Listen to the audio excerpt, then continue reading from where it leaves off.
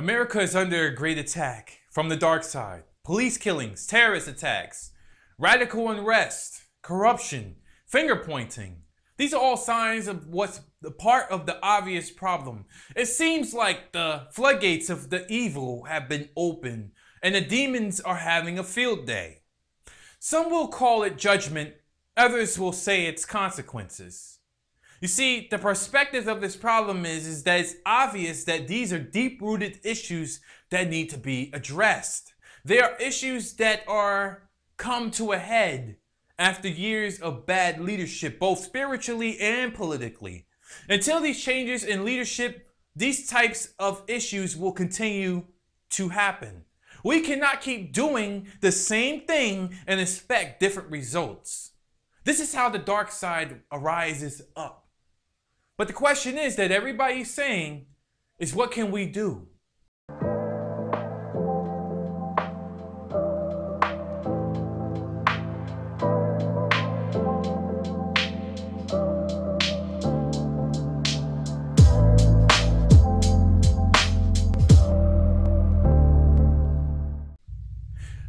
Many want me to tell them what to do. This is not my charge, nor is it my calling. But I can encourage you in the deepest, darkest night to have strength. You see, the ships in the ocean look upon the horizon for signs of danger. If they see a lighthouse, they know that they are approaching land and must use caution. That little bit of light shines through the darkness and gives direction and hope and safety. Those of us who proclaim to be followers of Elohim have a particular calling in times like these. Jesus said in Matthew chapter 5, verse 14, "You are the light of the world. A city that is set on a hill cannot be hid." Let's take a look at this. Ephesians chapter 5, verse 8. "For you were once darkness, but now are you light in the Lord. Walk as children of the light." You see, those who do not know the Lord cannot be held to the same standard as those of us who do. Yes, they need to obey the laws of the land and understand that taking a life or lives is wrong.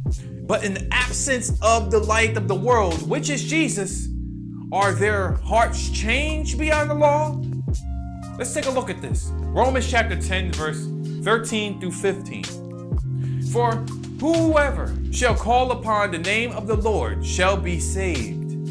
How then shall they call on him in whom they have not believed?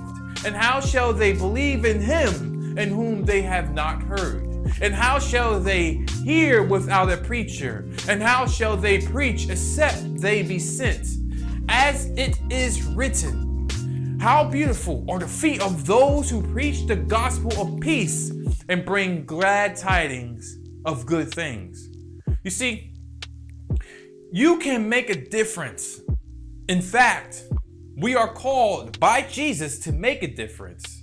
Jesus said in Matthew chapter 5, verse 16, "Let your light so shine before men that they may see your good works and glorify your Father who is in heaven."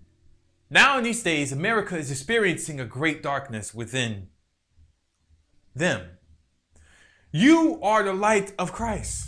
And as Paul says in Romans chapter 13, verses 10 through 12, "Love works no ill to his neighbor. Therefore, love is fulfilling of the law. And this, knowing the time, that now is it high time to wake out of sleep. For now is our salvation nearer than when we believed. The night is far spent and the day is at hand. Let us therefore cast off the works of darkness and let us put on the armor of light." While many seek for a political solution to the darkness, the best remedy for darkness is the light. You have it. Share it as the Holy Spirit leads you. This is our current reality.